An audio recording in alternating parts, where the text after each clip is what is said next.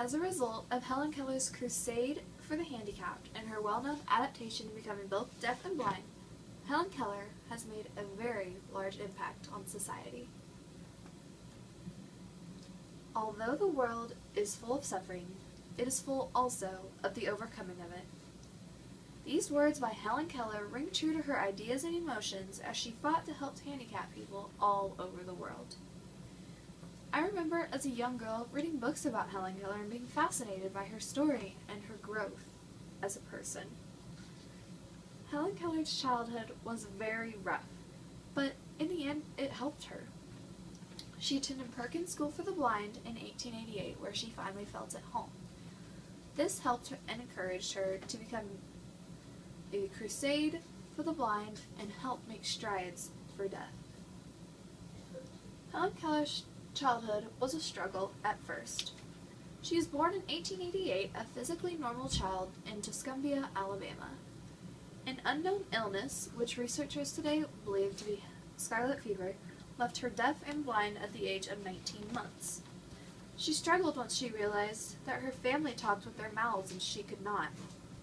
She then flew into rages often and became unmanageable. She would go around to each person's plate during dinner and just take what she wanted. They finally got so bad that her family took her to see Alexander Graham Bell. Bell recommended a tutor from the Perkins School for the Blind. This tutor was Anne Sullivan. When Sullivan got there, her and Keller did not get along. She even knocked out one of Sullivan's teeth during one of her rages. Finally, it was decided that they would stay in a cottage on the family's land until they could learn to get along.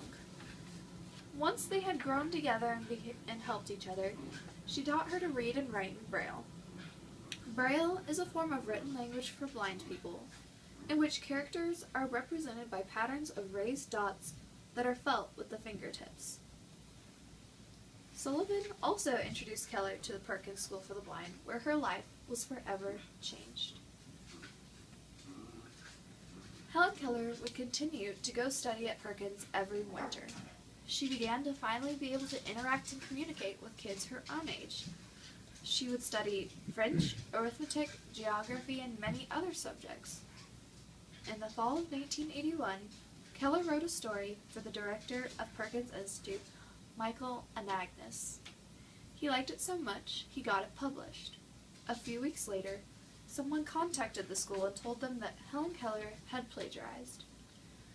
They were in agreement that she had seen the book and decided that it was her own story.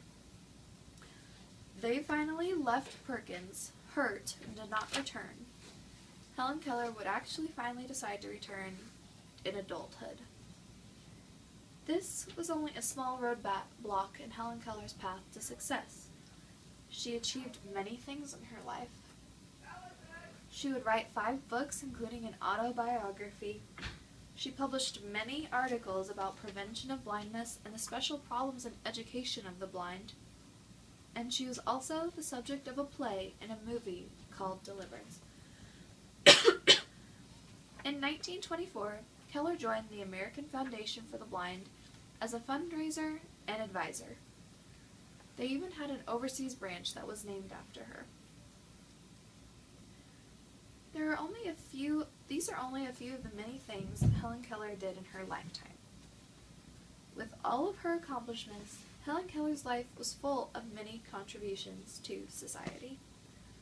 Though she struggled as a child, she adapted quickly and with the help of Anne Sullivan, went on to do great things.